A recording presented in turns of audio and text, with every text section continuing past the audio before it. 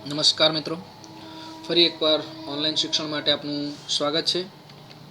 આપણે ગયા સેશનની અંદર ધોરણ 10 સામાજિક વિજ્ઞાન પ્રકરણ 1નો પ્રથમ ભાગ જોઈ ગયા છે. હું એકવાર યાદ કરવા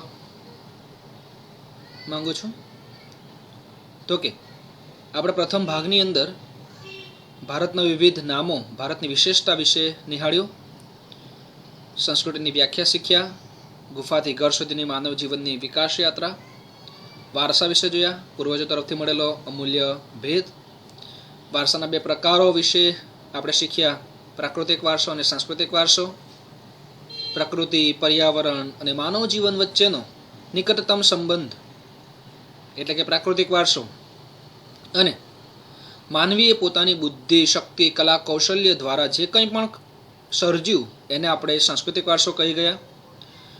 એ પ્રાકૃતિક વારસા અને સાંસ્કૃતિક વારસાના ઉદાહરણો પણ આપણે જોયા. નદી, પર્વત, પશુ પક્ષી, જીવજંતુ પ્રાકૃતિક વારસામાં, તેમજ રાજમહેલો, ગુંબજો, કિલ્લાઓ વગેરે સાંસ્કૃતિક વારસાની અંદર આપણે ગણી શકાય. વિવિધ સ્થળો ફરવાલાયક તેને પણ આપણે સાંસ્કૃતિક વારસામાં જોઈ ગયા છે. હવે આજનો આપણો બાકી રહેલો ટોપિક એટલે કે ભારતની ભૂમિ અને તેના લોકો. આપણે શું ભારતીય જ છીએ, પણ આજે આપણા દેશની અંદર 29 રાજ્યો અને એ રાજ્યની અંદર અલગ અલગ ભાષા બોલતા લોકો, ઇવન એક રાજ્યમાં પણ અલગ અલગ જાતિ અને અલગ અલગ ભાષા બોલતા લોકો પણ રહેતા હોય છે. તો આ બધી ભાષાઓ આવી ક્યાંથી? આ બધા અલગ અલગ પ્રકારના લોકો આવ્યા ક્યાંથી? અને એ લોકોએ કઈ રીતના આ બધી રીત પદ્ધતિઓ, સંસ્કારો ધરાવ્યા, તો તેની પણ આપણે માહિતી મેળવવી રહી છે. તો સૌપ્રથમ તો આપણે આપણી ભારત ભૂમિ પર આવેલા લોકો વિશે જો કંઈક આ પ્રકરણની અંદર પ્રશ્ન પૂછાઈ શકે તો ભારતની સૌથી પ્રાચીનતમ પ્રજા તરીકે કોની ગણના થતી હતી એવો પ્રશ્ન પૂછાઈ શકે છે. કેટલાક નૃવંશશાસ્ત્રી અને ભાષાશાસ્ત્રીઓ એ લોકોએ શોધખોળ કરતા જાણવા મળ્યું કે ઘણા બધા લોકો ભારતમાં દ્રવિડ લોકોને પ્રાચીન પ્રજા તરીકે ગણતા હતા, પરંતુ દ્રવિડ લોકો એ ભારતની સૌથી પ્રાચીન પ્રજા હતી નહીં. તો કોણ હતી ભારતની સૌથી પ્રાચીન પ્રજા? અહીં મેં તમને ભારતમાં આવેલી વિવિધ પ્રજાતિઓ, પ્રથમ એના નામો જણાવ્યા છે: નેગ્રીતો, ઓસ્ટ્રલોઇડ, દ્રવિડ લોકો, મોંગોલોઇડ, અલ્પાઇન દિનારિક આર્મેનોઇડ અને અંતે આર્યો. મિત્રો, હવે આપણે આ બધી પ્રજાઓના સ્ટેપ બાય સ્ટેપ ઇન્ડિવિજ્યુઅલ અભ્યાસ કરીશું. ટૂંકમાં નેગ્રીટો એટલે કે હબશી પ્રજા. મિત્રો, અહીં યાદ રાખવાનું છે, દરેક પ્રજાને કંઈક ને કંઈક અલગ અલગ નામો આપ્યા છે. પરીક્ષામાં આ પૂછાઈ શકે છે. તો કે કઈ પ્રજા હબશી પ્રજા તરીકે ઓળખાતી? તો કે નેગ્રીટો. બરાબર. તેઓ ભારતના સૌથી પ્રાચીન નિવાસી છે. મિત્રો, અહીંયા ધ્યાન આપજો. બરાબર, આપણા પ્રશ્નનો જવાબ અહીં મળી જાય છે કે ભારતની સૌથી પ્રાચીન નિવાસી કઈ પ્રજા? તો કે નેગ્રીતો. બરાબર. તો આ એક પ્રશ્ન પૂછાય છે દર વખતે, ધ્યાન રાખવું.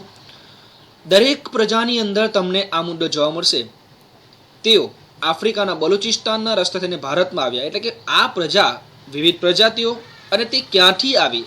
આ એક પ્રશ્ન દરેક પ્રજાની અંદર તમને જોવા મળશે. તો તે એક કોમન જે સરખામણી કરવા યોગ્ય જે છે, અને તેના આધારે આપણે સરળતાથી પ્રશ્નો યાના ઉત્તર યાદ રાખી શકીએ છીએ. તો આ જે નેગ્રીતો પ્રજા જે હતી એ આફ્રિકાના બલુચિસ્તાન થઈને ભારતમાં આવ્યા હતા. આફ્રિકા ખંડ જે આપણા નૈઋત્યમાં આવેલો છે, ત્યાંથી લઈને બલુચિસ્તાન થઈને એ ભારતમાં આવ્યા હતા. તેઓની શારીરિક વિશેષતા, અગેન પાછો સેમ મુદ્દો. આ મુદ્દો પર તમને ઘણી બધી પ્રજાતિની અંદર જ્યારે આપણે અભ્યાસ કરીશું ત્યારે જોવા મળશે. તો કે નેગ્રીતો પ્રજાની શારીરિક વિશેષતા શી હતી? તો કે તેઓ રંગે શ્યામ, 4 થી 5 ફૂટ ઊંચા અને માથે વાંકડિયા વાળ ધરાવતા હતા. આ એક તેમની શારીરિક લાક્ષણિકતા, વિશેષતા કહે તો વિશેષતા, જેને આપણે ઓળખી શકીએ. તો કે પહાડી લોકો તો કેવા ઊંચા, મજબૂત, પંજાબી લોકો કેવા માથે પાઘડી પહેરેલા, આવી રીતના આપણે ઓળખીએ ને, એવી રીતના નેગ્રીતો પ્રજાને ઓળખવી હોય તો રંગે શ્યામ, 4 થી 5 ફૂટ ઊંચા અને માથે વાંકડિયા વાળ. હું તમને એક વિડીયો બતાવું તો તેની અંદરથી તમને તરત ખ્યાલ આવશે એ પ્રજાતિ વિશે.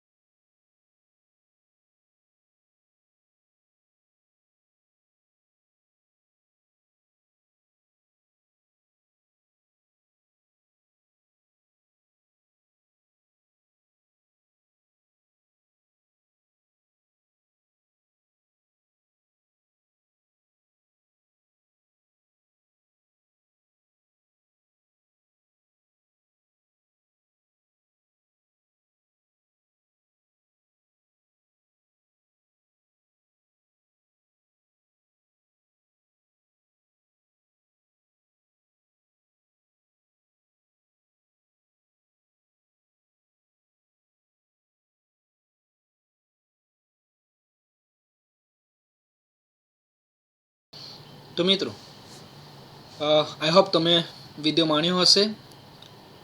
તમે જોયું હશે તો તેઓ કેવી બધી ભાષાઓ બોલતા હતા, તેમનો પહેરવેશ કેવો હતો, રહેણી કરણી કેવી હતી, અને આપણા પાઠ્યપુસ્તકમાં જણાવ્યા અનુસારના એમના જે લક્ષણો છે શારીરિક તે પણ આપણને જોવા મળ્યા. માથે વાંકડિયા વાળ હતા, 4 થી 5 ફૂટ ઊંચા પણ હતા, રંગે શ્યામ પણ તેઓ હતા. તો આ હતી નેગ્રીટો લોકોની ખાસિયત. હવે જોઈએ આપણે ઓસ્ટ્રેલોઇડ. ઉપર પ્રશ્ન દર્શાવેલો છે કે ઓસ્ટ્રેલોઇડ એટલે કે નિષાદ પ્રજા વિશે ટૂંકી માહિતી આપો. દરેક પ્રજા વિશે મિત્રો આવો જ પ્રશ્ન પરીક્ષામાં પૂછાઈ શકે, બરાબર. તો આપણે તેને કેવી રીતના જવાબ લખવાનો તેના વિશે માહિતી મેળવીએ અને સરળ બનાવીએ. ઓસ્ટ્રેલોઇડ પ્રજા, નેગ્રીટો પ્રજાના કાઉન્સમાં લખ્યો તો હબસી પ્રજા, અહીં ઓસ્ટ્રેલિયાની કાઉન્સમાં લખ્યો છે નિષાદ પ્રજા. તો દરેક પ્રજાને તમે સરખામણી કરીને વાંચશો તો સરળતાથી યાદ રહી શકે છે. આ પ્રજા અગ્નિ એશિયામાંથી આવી હતી. યાદ કરો મિત્રો, નેગ્રીટો પ્રજા ક્યાંથી આવી હતી? આફ્રિકાના બલુચિસ્તાનમાંથી, બરાબર ને.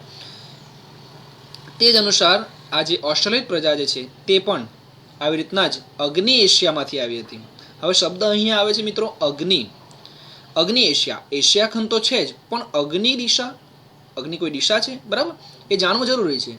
ધોરણ 6 ની અંદરથી એના કરતાંય નીચલા ધોરણથી આ અભ્યાસ કરવામાં આવે છે દિશાઓ વિશેનો, પણ છતાં હું તમને યાદ કરાવી શકું, કારણ કે ઘણા બધા વિદ્યાર્થીઓને જ્યારે પૂછું છું કે ઈશાન, અગ્નિ, નૈઋત્ય, વાયવ્ય શું છે, ત્યારે એ લોકો મૂંઝવણ અનુભવે છે, પ્રશ્નાચિહ્ન મૂકી દે છે, એ શું છે.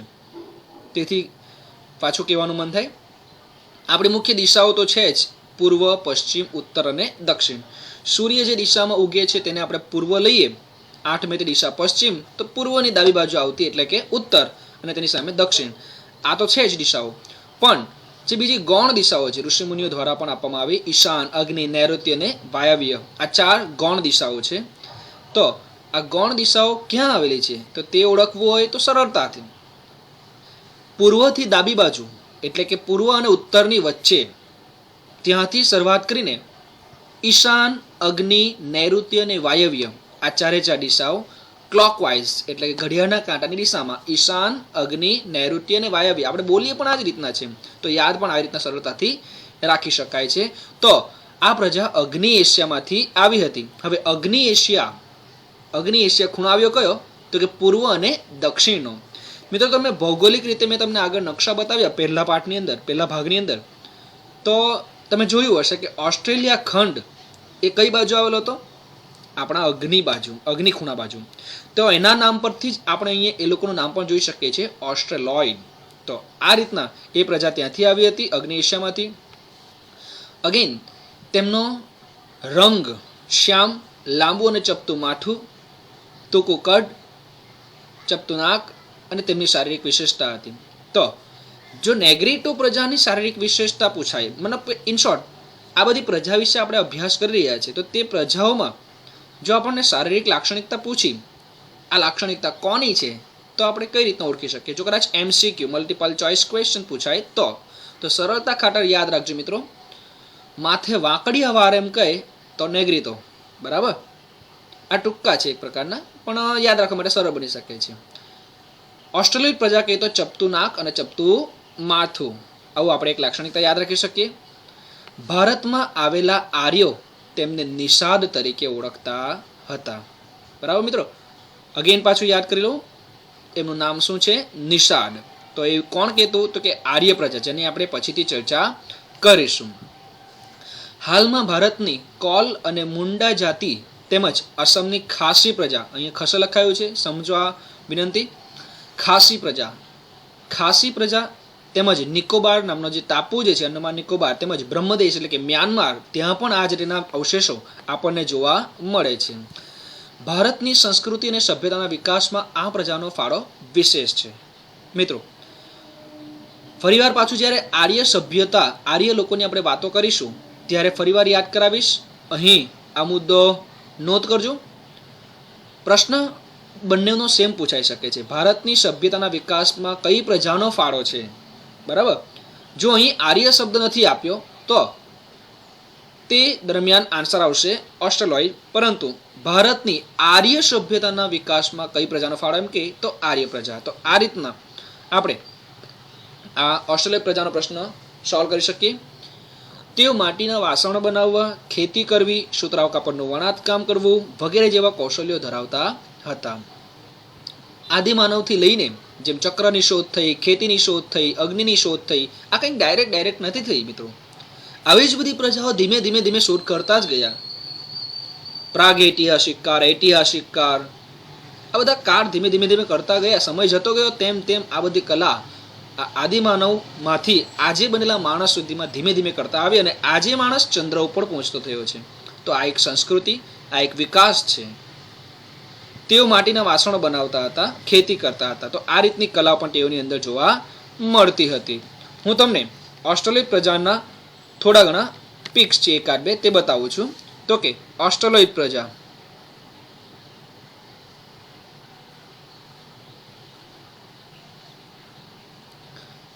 અહીં તમે જોઈ શકો છો ઓસ્ટ્રેલોઇડ પ્રજાના થોડા ઘણા પિક્ચર્સ. મિત્રો આ છે ઓસ્ટ્રેલોઇડ પ્રજા.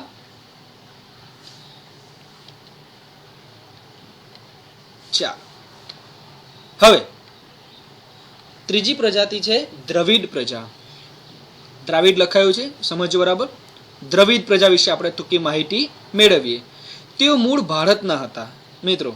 બીજી બધી પ્રજાતિ આપણને ઈશાન, અગ્નિ આવી રીતના બીજા વિવિધ દિશાઓમાંથી આવેલી આપણને જણાવ્યું, પરંતુ આ દ્રવિડો મૂળ ભારતના હતા. તેઓ મોહેન્જો-દડોની સંસ્કૃતિના સિંધુ સંસ્કૃતિ, મોહેન્જો-દડો જે શહેર જે હતું ત્યાં આગળ સિંધુ નદી વહેતી હતી, તે સિંધુ સંસ્કૃતિના સર્જકો અને પાષાણ યુગની સંસ્કૃતિના સીધા વારસદાર તરીકે ઓળખાય છે. મિત્રો આદિમાનવથી લઈને પાષાણ યુગ, તામ્રયુગ, કાંસ્ય યુગ, લોહયુગ, આજે અણુયુગ, આવનારા વર્ષોની અંદર વાયરસ આજે જે અત્યારે કોરોના ચાલી રહ્યો છે ને એ રીતના જ. તો આ રીતના બધા જે યુગ આવતા ગયા, તો તે સમય દરમિયાન સૌપ્રથમ યુગ એટલે કે પાષાણ યુગની જો શરૂઆત હતી, સીધા વારસદાર એ દ્રવિડોને માનવામાં આવે છે અને મોહેંજો-દડોની સંસ્કૃતિના સર્જકો તરીકે પણ તેઓ ઓળખાય છે. તો આ હતી દ્રવિડોની વિશેષતા. ત્યારબાદ તેઓએ માતા રૂપે દેવી એટલે કે પાર્વતી અને પિતા રૂપે પરમાત્મા એટલે કે શિવની પૂજાની પણ સમજ તે સમય દરમિયાનની પ્રજાની અંદર વિકસાવી હતી.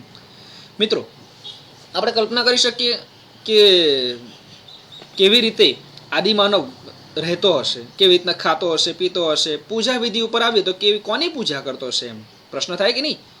તો શરૂઆતમાં આપણે આજે જેવી રીતના મૂર્તિની પૂજા કરીએ છીએ તેવી જ રીતના કોઈક શિલ્પ વ્યવસ્થિત એક ચિત્ત એકાગ્રતા કરવા માટે કંઈક ને કંઈક વસ્તુ જોઈએ. તો તેના માટે આ દ્રવિડ લોકોએ માતા રૂપે દેવી એટલે કે પાર્વતીની કલ્પના આપી અને પિતા રૂપે પરમાત્મા એટલે કે શિવની પૂજાની શરૂઆતો પણ આ દ્રવિડ પ્રજાતિથી જોવા મળે છે. સવારમાં આપણા મમ્મી બહેનો પૂજા કરતા હોય, ton ton ton ton ton ઘંટી સંભળાતી હોય ને, તો દીપ ધૂપ આરતી વગેરેથી પૂજા કરવાની પરંપરા પણ આ દ્રવિડ લોકોએ આપી છે.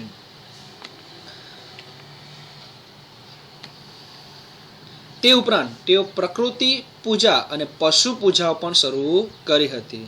આપણે પ્રાકૃતિક વારસાની અંદર સમજી ગયા, પ્રકૃતિ વડ સાવિત્રીની પૂજા, બરાબર ને, પીપળો વડ અને તુલસીને પવિત્ર ગણીને પૂજવામાં આવે છે. તેવી જ રીતના પશુ પૂજાની અંદર પણ આપણે વાતો કરી કે ઘણા બધા દેવી દેવતાઓ પોતાના વાહન તરીકે પશુ પક્ષીઓને અપનાવ્યા છે. તો એ બધી શરૂઆત, એ બધી વાતો જે છે, એ બધી કથાઓ જે છે, અથવા તો તે કથાઓમાંથી જ શીખીને આપણે શીખી ગયા ને કે પંચતંત્ર અને બૌદ્ધ ધર્મની જાતક કથાઓમાંથી પ્રકૃતિ સાથેનો આપણો સંબંધ જોવા મળે. તો એમાંથી જ અપનાવીને અથવા તો એવી જ બધી વાતોનો સમન્વય કરીને આ પ્રજાતિએ પણ પ્રકૃતિ પૂજા અને પશુ પૂજાની આપણને ભેટ આપી છે. તેઓમાં આંતરજાતીય લગ્ન સંબંધો પણ શરૂ થયા હતા. એટલે કે આના પછીના સેશનની અંદર આપણે શીખીશું આ પ્રકરણમાં અંતે કે આ બધી પ્રજાઓ વિવિધ જે ધર્મની વિવિધ જાતિ વિવિધ તે સમયે એવું કંઈ હતું નહીં, એટલે આ બધી જે પ્રજાતિ હતી તેઓ આંતરજાતીય એટલે કે અંદરો અંદર લગ્ન થયા અને પછી તેનો સમન્વય થતો ગયો. તેઓમાં માતૃમૂલક કુટુંબ પ્રથા હતી. મિત્રો, નોટ કરજો, આ મુદ્દો બહુ જ ઇમ્પોર્ટન્ટ છે. માતૃમૂલક કુટુંબ પ્રથા શબ્દથી જ માતૃનું મૂલક વધારે, માતૃનું મૂલ્ય વધારે કુટુંબની અંદર. એટલે કે હું એક નાની અમથી માહિતી તમને આપું તો એક પુસ્તક વાંચ્યું હતું મેં, ઇજિપ્તિયન સંસ્કૃતિ, વિશ્વની સંસ્કૃતિ. તો તેની અંદર ઇજિપ્તની સંસ્કૃતિની વાતો કરવામાં આવી હતી, વિવિધ સંસ્કૃતિની. તો ઇજિપ્તની સંસ્કૃતિમાં જ્યારે મેં વાંચ્યું હતું ત્યારે એમાં લખાયેલું હતું કે તે સમય દરમિયાનમાં ઇજિપ્તની મિસર સંસ્કૃતિમાં આપણે જેવી રીતના હાલની અંદર પિતાનો વારસો પુત્રને મળે, બરાબર ને, તો ત્યાં આગળ આખી ઉલટી જ પદ્ધતિ, એટલે કે પિતાનો વારસો ત્યાં પુત્રીને આપવામાં આવે છે. એટલે કે મૂલ્ય કોનું? સ્ત્રીનું મૂલ્ય. અને ઘરની અંદર સર્વસ્વ કોણ? તો કે માતૃ. એટલે કે આ રીતના માતૃમૂલક કુટુંબ પ્રથા પણ ત્યાં પ્રચલિત હતી અને એ જ પ્રથા આપણે અહીંયા દ્રવિડ પ્રજાતિની અંદર પણ જોવા મળે છે. જેવી રીતના ઓસ્ટ્રેલિયાઈ પ્રજા વિવિધ ખેતી કરવાનું કામ જાણતી હતી, તેવી કલાઓ જાણતી હતી, એ જ રીતના આ દ્રવિડ પ્રજા પણ અવકાશી ગ્રહોના ક્ષેત્રની વિવિધ માહિતી તેઓ નોંધતા હતા, મેળવતા હતા અને તેની અંદર ધીમે ધીમે વિકાસ થતો ગયો. અને આજે આપણે રોકેટ સાયન્સ ભણી રહ્યા છીએ, આપણા ઘણા બધા વિદ્યાર્થી મિત્રો, બરાબર ને. તો એવી કલાઓ પણ હતી જેવી કે કાટવું, વણવું, રંગવું, હોડી તરાપા બનાવવા વગેરે જેવું. હોડી તમે જોઈ જશે ને તરાપા એટલે શું? તો કે ફ્લેટ એકદમ જે લાકડાની સવારી કહી શકાય કે જેના પરથી આપણે બેસીને પાણીમાં પસાર થઈ શકીએ. તો આ રીતના હોડી તરાપા બનાવવા, તમે હોડી તરાપાની વાતો ડૉક્ટર એપીજે અબ્દુલ કલામની પુસ્તકોમાં પણ જોઈ શકો છો. આપણે વાત કરી રહ્યા છીએ દ્રવિડ પ્રજાતિની. મિત્રો, મુદ્દો નીચેનો જોશો તો એટલે ખ્યાલ આવશે. આર્યોના પ્રભુત્વ બાદ તેઓ દક્ષિણ ભારત તરફ ખસતા ગયા. હું તમને આર્યો વિશેની પણ એક પિક્ચર બતાવીશ અને ત્યારબાદ દ્રવિડ પ્રજાતિ જે છે તેના વિશેનું બતાવું. તો ધ્યાનપૂર્વક જોજો. મિત્રો, આ છે દ્રવિડ પ્રજાતિ જ્યાં રહેતી હતી ભારતની અંદર. દ્રવિડ પ્રજાતિ જે છે દક્ષિણ ભારતમાં સ્થિર થઈ ગઈ. કારણ કે બાકીનો જે ભાગ જે છે એ ભાગ આર્ય લોકો પ્રભાવશાળી હતા, તેથી તે લોકોએ શું કે કબજો કર્યો એવું કહી શકાય, અથવા તો તે લોકોએ હાંસિલ કર્યો હતો. તો આર્યોના પ્રભુત્વ બાદ તેઓ દક્ષિણ ભારત તરફ ખસતા ગયા અને ત્યાં જ સ્થિર થયા. આજે પણ કન્નડ, તેલુગુ, તમિલ અને મલયાલમ આ જે રાજ્યો જે છે, કર્ણાટકની અંદર કન્નડ ભાષા બોલતા લોકો રહે છે, કેરળની અંદર મલયાલમ ભાષા બોલતા, તમિલનાડુમાં તમિલ તેમજ આંધ્ર અને તેલંગાણાની અંદર તેલુગુ ભાષા બોલતા લોકો તમને જોવા મળે. આ બધી ભાષા દ્રવિડ કુળની છે. તો મિત્રો જોયો તમે ફોટો, જે દેશની અંદર જે બધા રાજ્યો જે છે મેં તમને નામો કહ્યા તે બધા આ પ્રદેશની અંદર મોસ્ટ ઓફ આવી જતા છે. તો આ બધા દ્રવિડ પ્રજા નીચે ભારતના દક્ષિણ ભારતની અંદર સ્થિર થયા, કારણ કે આર્યોનું પ્રભુત્વ વધતું ગયું. બરાબર મિત્રો, તો ફરી એકવાર હું તમને આર્યોનું પણ બતાવી દઉં. જુઓ મિત્રો, આ છે આર્ય પ્રદેશ, આર્યાવર્ત કહી શકાય. આટલા ભાગની અંદર આર્ય લોકોએ પોતાનું વર્ચસ્વ સ્થાપ્યું હતું.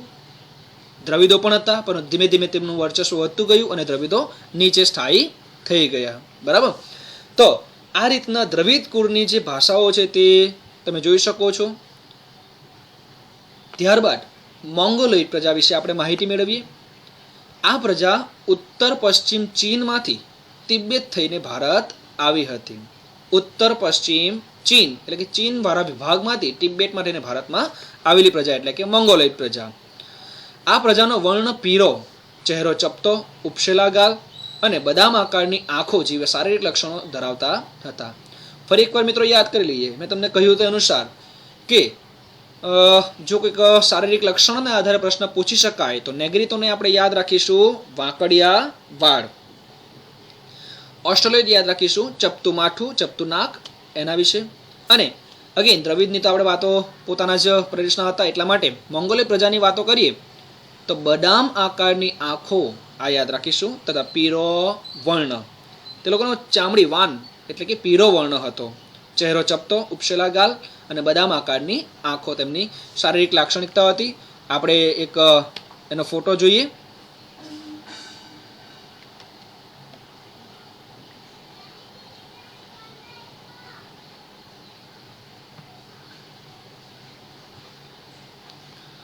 વધુ જોતા આમ પીળો વર્ણ દેખાતો નથી, પરંતુ આ એક છબી જે ઇન્ટરનેટ પરથી લેવામાં આવેલી છે. આ એક મોંગોલિયડ પ્રજાતિની છે, જોઈ શકો છો તમે.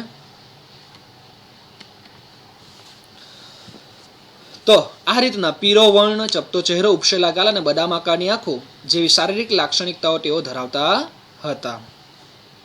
તેઓના પીળા વર્ણને લીધે તેઓ કિરાત કહેવાતા હતા. અગેન પાછો આપણને એક મુદ્દો મળી ગયો.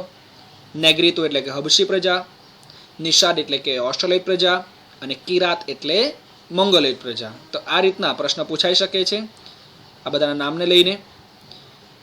ત્યારબાદ ભારત ભૂમિની અંદર અલ્પાઇન, ડિનારિક, આર્મેનોઇડ આ બધી પ્રજાઓ પણ ભારતમાં આવી હતી. તે ક્યાંથી આવી તો કે મધ્ય એશિયામાંથી. એશિયા ખંડની અંદર જે મધ્ય એટલે કે ચીનનો વિકાસ, ચીનનો સમાવેશ જ્યાં થાય, મોંગોલિયડનો સમાવેશ થાય,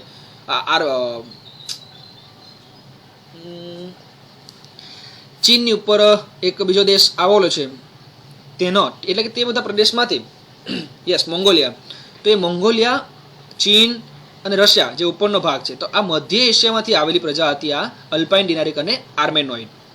આ ત્રણેય જાતિઓ એક સમાન ભૌતિક ગુણધર્મો ધરાવતી હતી, એટલા માટે આપણે ત્રણેયનો એકી સાથે અભ્યાસ કરી રહ્યા છીએ. વિશેષ માહિતી એમના માટે આપી નથી. તો પરીક્ષા માટે ખાલી નામ ઇમ્પોર્ટન્ટ એવું હું કહી શકું. તેઓ બંગાળ, મહારાષ્ટ્ર, ઓડિશા, ગુજરાત અને સૌરાષ્ટ્રના પ્રદેશની અંદર જોવા મળે છે. આના વિશે વિશેષ માહિતી આપણને પુસ્તકમાં તો નથી આપી, પણ જે ઇન્ટરનેટ પરથી લેવામાં આવેલ ફોટો હું તમને બતાવું છું.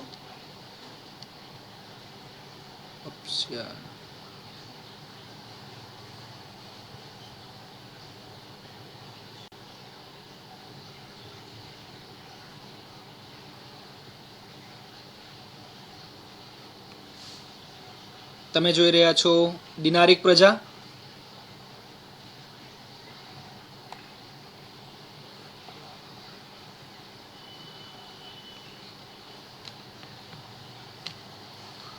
આર્મેનોઇડ, ઓસ્ટ્રેલોઇડ, મોંગોલોઇડ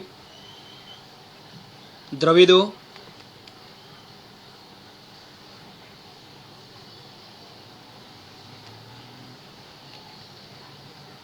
આ છે મોંગોલોઈડ,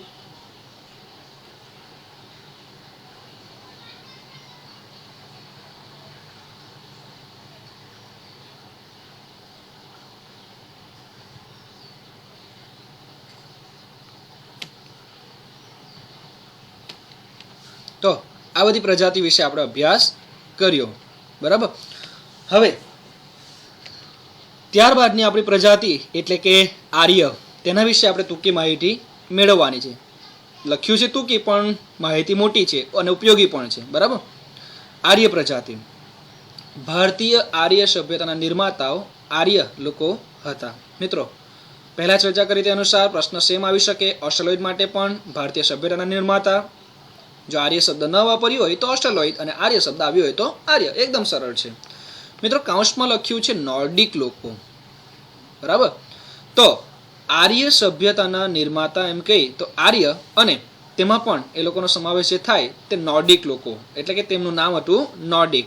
અગેન પાછા 3 નામ યાદ કરી લઈએ આપણે. 4 નામ થઈ ગયા આપણી પાસે. નેગ્રીટો એટલે કે હબશી પ્રજા, ઓસ્ટ્રેલિયન એટલે કે નિષાદ પ્રજા, ત્યારબાદ મોંગોલોઇડ એટલે કિરાત પ્રજા, અને આર્ય એટલે કે નોર્ડિક પ્રજા. તેઓની મુખ્ય વસ્તી જે પ્રદેશમાં રહેતી હતી તેને આર્યાવર્ત કહેવાતું. ઓબ્વિયસ છે આ કે તેઓ જ્યાં રહેતા તે પ્રદેશને આર્યાવર્ત કહ્યું, અને આપણા ભારત દેશનું નામ પણ એક આર્યાવર્ત હતું જ. અને એ પ્રદેશમાં જે એ લોકો જ્યાં રહેતા હતા ત્યાં 7 મોટી નદી વહેતી હતી. કેટલી? 7. ને આપણે સંસ્કૃતમાં કહી શકાય સપ્ત.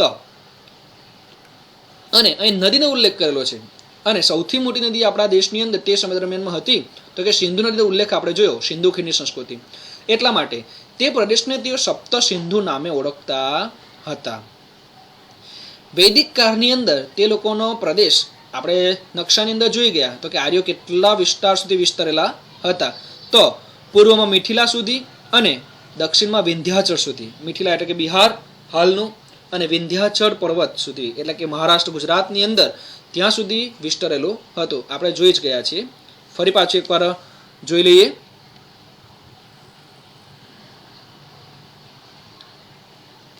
દેખાય છે મિત્રો તમને આર્ય પ્રદેશનો વિસ્તાર? અન્ય સમકાલીન પ્રજાઓ કરતા આર્યો ખૂબ જ વિકસિત પ્રજા હતી.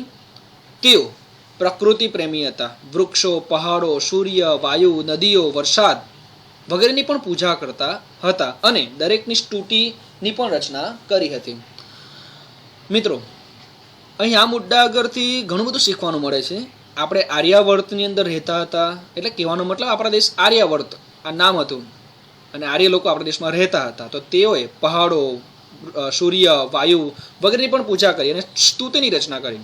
હવે આ સ્તુતિ વિશે ધોરણ 6 ની અંદર તમને ભણવામાં આવી જશે, પરંતુ ઘણા મિત્રો જાણતા હોતા નથી. તો વહેલી સવારે પૂજા અર્ચના ચાલતી હોય, મમ્મી બહેન કરતા હોય તો તમે સાંભળ્યું હશે, વક્રતુંડ મહાકાય સૂર્યકોટિ સમપ્રભ નિર્વિઘ્નમ કુરુ મે દેવ સર્વ કાર્યેષુ સર્વદા. એટલે કે આ રીતના ગણેશજીની સ્તુતિ કરે છે. ત્યારબાદ આદિ દેવ નમસ્તુભ્યમ પ્રસિદ્ધ મમ ભાસ્કર દિવાકર નમસ્તુભ્યમ પ્રભાકર નમસ્તુતે આદિદસ્ય નમસ્કાર યકૃવંતુ દિને દિને જન્માંતર સહસ્ત્રેષુ દારિદ્ર્યમ નોપજાયતે. આવી રીતના સૂર્યની પણ પૂજા કરતા તમે જોયા હશે.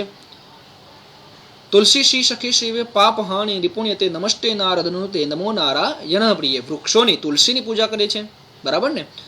ત્યારબાદ કૃષ્ણના કાળની અંદર તમે વૃંદાવનની અંદર, જે ગોકુળની અંદર અને વૃંદાવનની અંદર તેમણે જે બધી કથાઓ લખાયેલી છે તેમાં જે પર્વત ઉચક્યો હતો તેની પણ આપણે સાંભળી જશે વાતો. ગોવર્ધન, બરાબર ને. તો એ પહાડોની પણ પૂજા તે સમય દરમિયાન હતી અને તેઓએ ઋચાની પણ રચના કરી હતી. હવે પ્રશ્ન થાય કે આ બધી પ્રજાઓનું એકીકરણ એટલે કે ભારતીયકરણ કેવી રીતે થયું? બરાબર, ધોરણ 9 માં તમે શીખીને આવ્યા છો દેશી રાજ્યનું વિલીનીકરણ, સરદાર વલ્લભભાઈ પટેલે જોયું હતું, બરાબર ને. તો એ જ રીતના આપણા દેશમાં આ બધી જે પ્રજાતિ આવી હતી તે લોકો મર્જ એટલે કે એક સાથે કેવી રીતના થઈ ગયા, અને આ ભારતનું નિર્માણ કેવી રીતના થયું, તો એના વિશે આપણે માહિતી મેળવીએ. ભારતમાં વિવિધ પ્રજાઓની સંસ્કૃતિઓના વિશિષ્ટ તત્વો અપનાવી લઈને એક સમન્વયી સંસ્કૃતિનું સર્જન થયું. મિત્રો તમે પણ તમારી આસપાસ ઘણી બધી જાતના લોકોને જોયા હશે, જો કદાચ તમે શહેરમાં રહેતા હો તો. કોઈક રાજસ્થાની હોય, કોઈક ગુજરાતી હોય, કોઈક પંજાબી પણ શીખતું હોય, તો આવી રીતના વિવિધતાથી ભરેલો આપણો દેશ. સુજલામ સુફલામ મલેજ શીતલામ શસ્ય શ્યામલામ માતરમ. આવી સંસ્કૃતિ ધરાવતો આપણો દેશના જે લોકો જે છે એ એકબીજાની સંસ્કૃતિ અને વિશિષ્ટ તત્વોને અપનાવ્યા છે. તમે જોવો તો નવરાત્રિની અંદર ગરબા રમવા માટે ઘણા બધા આપણા ભારત દેશની અંદર બીજા બધા રાજ્યના લોકો પણ રમવા માટે આવે છે. રાજસ્થાની લોકો પણ ગરબા રમવા માટે આવે, મરાઠી લોકો પણ ગરબા રમવા માટે આવે છે. ઘણા ઉત્સવ તહેવારમાં મનાવાય છે. એવી જ રીતના જે બીજા દેશની અંદર ચાલતા તહેવારો જે છે, અંબાજીની પૂજા પશ્ચિમ બંગાળની છે, તો આપણે પણ એ નવરાત્રિ સ્વરૂપે અહીંયા પણ મનાવીએ છીએ. એટલે આવા વિવિધ સંસ્કૃતિના તત્વો જે છે એને આપણે અપનાવી લીધા છે અને એ રીતના ભારતીય સંસ્કૃતિનો સમન્વય થયું છે.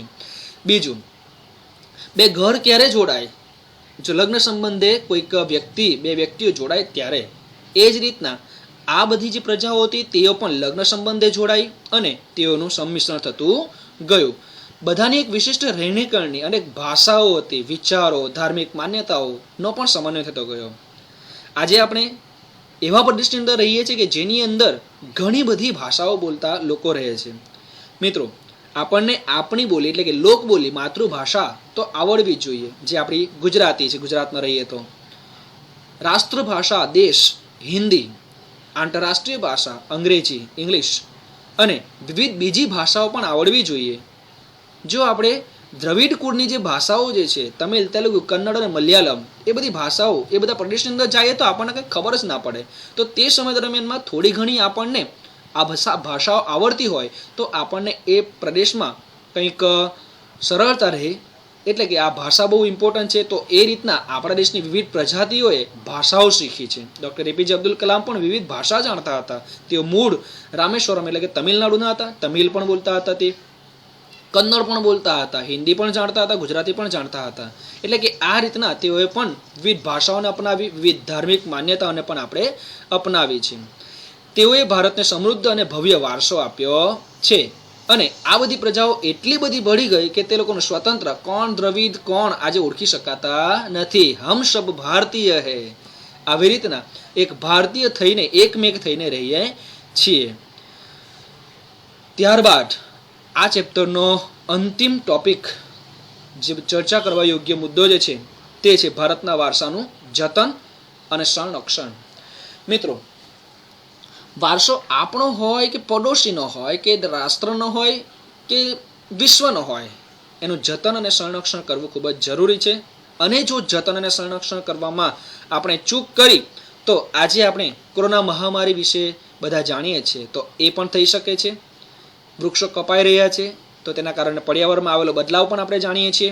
પ્લાસ્ટિકનો ઉપયોગ, તેનો પણ આપણે વિનાશકારક અસરો જાણીએ છીએ. તો આ બધો વારસો જે છે, બરાબર, આ પ્રાકૃતિક વારસાને બચાવવાની વાતો કરી. તેવી રીતના ઉદાહરણ તરીકે કહું તો તમે ઘણી બધી જગ્યાએ જોયું હશે, મંદિર, ક્યાં તો કોઈક હરવા ફરવા લાયક સ્થળોએ જઈએ તો ઘણા બધા વ્યક્તિઓ એવા પણ છે કે જેને પોતાનું નામ જ નથી ખબર, ભૂલી જવાના હોય ને, એવી રીતે પોતાના નામ કોતરીને આવતા હોય છે અમર બનવા માટે, હે ને.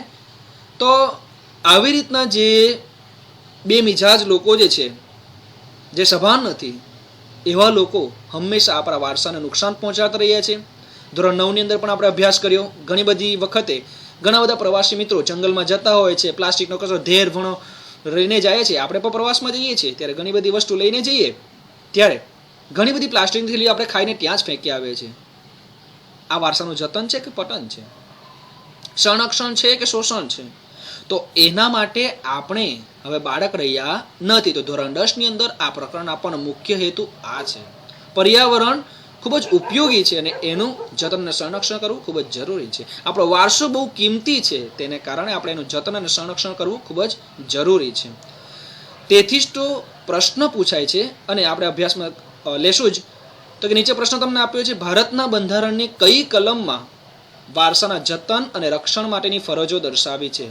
લ્યો મિત્રો, હવે તો ભારત સરકારે બંધારણની કલમ પણ બનાવી દીધી અને એની અંદર ફરજ દર્શાવી છે કે આપણે વારસાનું જતન કરવું જ રહ્યું, તો આપણે વારસાનું જતન કરવું જોઈએ. આપણા વારસાને સાચવવું એ આપણા ભારતના પ્રત્યેક નાગરિકની પ્રાથમિક અને પવિત્ર ફરજ પણ છે. જીવો અને જીવવા દો, આ આપણા લાલ બહાદુર શાસ્ત્રી કહી ગયા હતા. મિત્રો ખરેખર બહુ સામાન્ય વાત છે પણ બહુ મોટી છે. આજે જીવન જીવવા માટે હવા પાણી અને ખોરાક મળે તો છે, પરંતુ પ્યોર કેટલા? પાણી પીવા માટે એમબી પ્યોર વાપરીએ છીએ, છે કે નહીં? આ છે આપણી શુદ્ધતા. બ્રાન્ડ જોઈએ છે, બ્રાન્ડ. એ બ્રાન્ડની શોધમાં ને શોધમાં આજે માણસે એટલું બધું પતન કરી નાખ્યું છે. રોટી, કપડાં, મકાન દરેકનું. બિલ્ડિંગ્સનો પણ બનાવ થાય તો તેમાં પણ ભેળસેળ થતી જોવા મળે છે. આ બધી દરેક વસ્તુ, એ દરેક મૂલ્યો નું આજે પતન થઈ રહ્યું છે. એ જ રીતના આપણા જે વૈવિધ્યપૂર્ણ વારસા છે, મંદિર, મસ્જિદ છે, ગિરજાઘર છે, આ બધી જ જગ્યાએ તમે જોવો તો કેટલો કચરો જોવા મળે છે. ભંડારા ભરાય અને ખાધેલી વસ્તુ ત્યાં ફેંકીને જતા હોય છે લોકો. તો આ રીતના જે પણ કંઈક બગાડ થાય છે તેનું જતન, એનો એ બગાડ અટકાવવો જોઈએ. આપણે તેનું જતન કરવું જોઈએ અને કોઈ નુકસાન ન પહોંચાડે તેના માટે આપણા બંધારણની કલમ 51 ક. મિત્રો ફરી એકવાર કહું છું, આ યાદ રાખજો, ખૂબ જ ઇમ્પોર્ટન્ટ મુદ્દો છે. બંધારણની કલમ 51 ક માં આપણે મૂળભૂત ફરજો દર્શાવી છે કે જે આપણા વારસાના માટે લખી છે. જાણીએ આપણે એ કલમ કઈ કઈ છે. તો 6થા નંબર પર છે મિત્રો, ફરી એકવાર બીજી માહિતી, તો કે 51 ક ની જગ્યાએ પરીક્ષામાં તમને 51A ABCDમાં A થી શરૂઆત થાય, એવી રીતના કક્કાની અંદર ગુજરાતીમાં ક થી શરૂઆત થાય, એટલા માટે 51A પણ આપી શકે તો મૂંઝવણ ના અનુભવી. તો પહેલી ફરજ છે આપણી સમન્વિત સંસ્કૃતિના સમૃદ્ધ વારસાનું મૂલ્ય સમજી તેનું જાળવણી કરવાની. જંગલો, તળાવો, નદીઓ અને વન્ય પશુ પક્ષીઓ સહિત કુદરતી પર્યાવરણનું જતન કરવાની અને તેને સુધારણા કરવાની. સર્વ જીવો પ્રત્યે અનુકંપા રાખવાની ફરજ. વસુધૈવ કુટુંબકમની વાતો માટે આપણો દેશ જાણીતો છે. તો વિશ્વ આખું કુટુંબ છે, તો પ્રાણી, પશુ, પક્ષી કંઈ નવા છે? અલગ છે નહીં ને? એક કૂતરો વફાદારી કરે તો આપણે એને ખોરાક આપીએ, અને જરા બચકું ભરે તો આપણે એને માર મારીએ છીએ. પણ એ બચકું શા માટે ભરે છે? એને પણ ભૂખ લાગે છે. મિત્રો આપણે આપણા ભાગમાંથી થોડો ઘણો ભાગ એ કૂતરાને કે કોઈ પણ પશુને આપીએ તો એ બચકું ભરે જ ના. ઇવન ઘણા બધા સૂત્રો આજે ફરતા થયા ને, કૂતરા ઉપર વિશ્વાસ કરી શકાય, માણસો પર નહીં.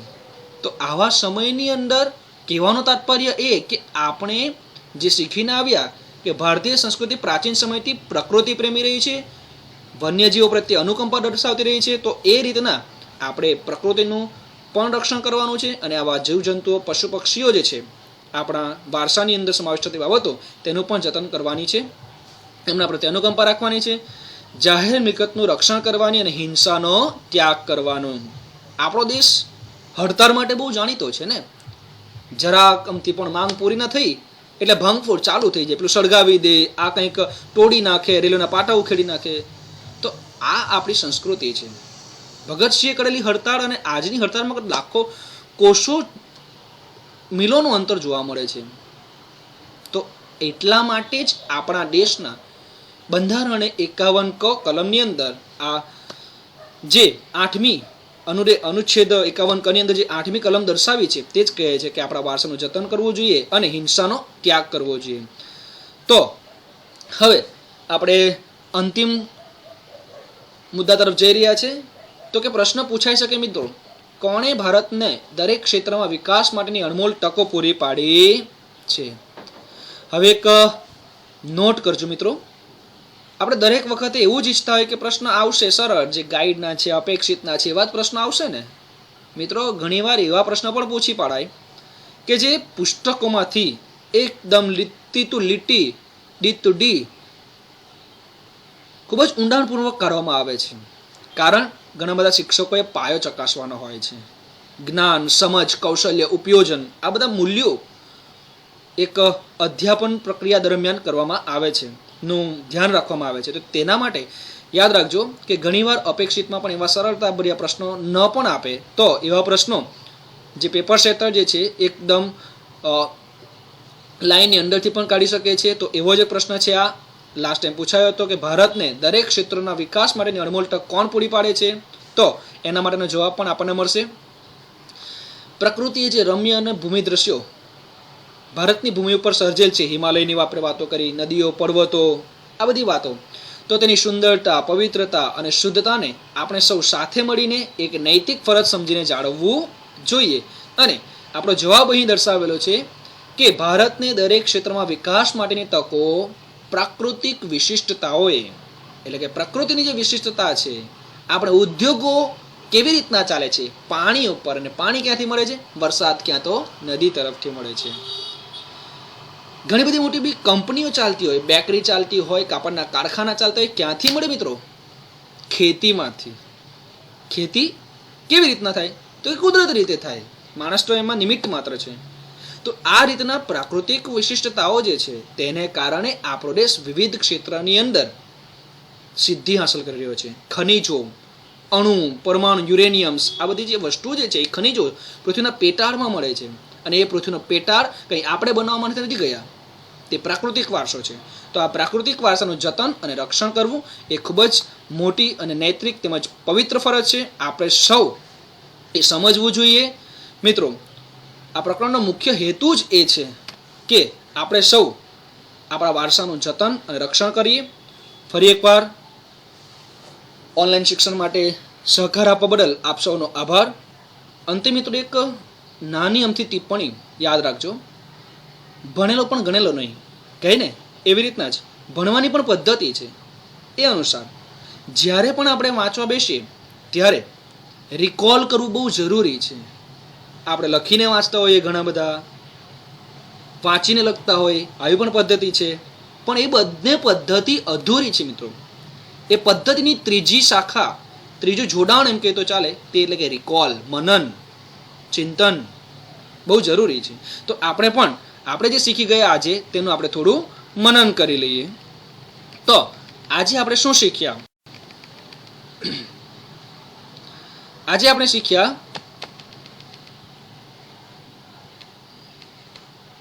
ભારત ભૂમિ અને તેના લોકો વિશે માહિતી મેળવી. તેની પ્રજા, પ્રાચીનતમ પ્રજા કઈ છે તેના વિશે માહિતી મેળવી. કઈ કઈ પ્રજાઓ આવી એના વિશે આપણે અભ્યાસ કરી ગયા. જે પ્રજાઓમાં આપણે નેગ્રીતો, ઓસ્ટ્રેલોઇડ, દ્રવિડ, મંગલોઇડ, અલ્પાઇન, ડિનારિક, આર્મેનોઇડ અને આર્ય પ્રજા વિશે ટૂંકી બધી માહિતી મેળવી. એ બધી પ્રજાઓના શારીરિક લક્ષણો, તે પ્રજાઓ ક્યાંથી આવી હતી, એ પ્રજાઓના બીજા કયા નામે ઓળખાય છે એની માહિતી મેળવી. એ લોકોની અંદર વિશેષતા શું છે તેની માહિતી મેળવી. માતૃમૂલક કુટુંબ પ્રથા વિશે થોડી ઘણી માહિતી જાણી આપણે. કઈ પ્રજા એક પ્રકારના લક્ષણો ધરાવતી હતી, અને આપણો દેશ આર્યાવર્ત છે તો તેની અંદર બે પ્રજાતિ એવી હતી જે મૂળ ભારતની, એક આર્ય અને દ્રવિડ. તો દ્રવિડો વિશે પણ આપણે માહિતી મેળવી. આર્ય પ્રજા વિશે પણ માહિતી મેળવી. એ લોકોનો વિસ્તાર, તેના વિશે પણ આપણે ભૌગોલિક રીતે નકશાઓ જોયા. ત્યારબાદ આ બધી જ પ્રજાઓનું એકીકરણ કેવી રીતના થયું તે પણ જોયું. અને આપણે આપણી ફરજ શું છે આ વારસા માટે તેનો પણ આપણે અહીંયા ઉલ્લેખ કરેલો છે, અને તેનો પણ આપણે અભ્યાસ કરી ગયા. અહીં યાદ રાખવાનું બહુ ઇમ્પોર્ટન્ટ છે. કલમ 51 ક ભારતના અનુચ્છેદની અંદર બંધારણમાં વારસાના જતન અને સંરક્ષણ માટે જે દર્શાવવામાં આવેલી છે 6 જ અને ટ, એટલે કે 6, 7 અને 3. અને અંતે આપણે જોયું તો કે આપણા દેશને વિવિધ ક્ષેત્રોમાં જો અણમોલ તક પૂરી પાડી હોય તો તે કોણે? તો કે પ્રાકૃતિક વિશિષ્ટતાઓ છે. આઈ હોપ તમને આ વિડીયો પસંદ આવ્યો હશે. હજુ પણ આના પછીના જે પ્રકરણો છે તેમાં આવી જ રીતના તમે મને સાથ સહકાર આપો એવી આશા રાખું. જય હિન્દ, જય ભારત.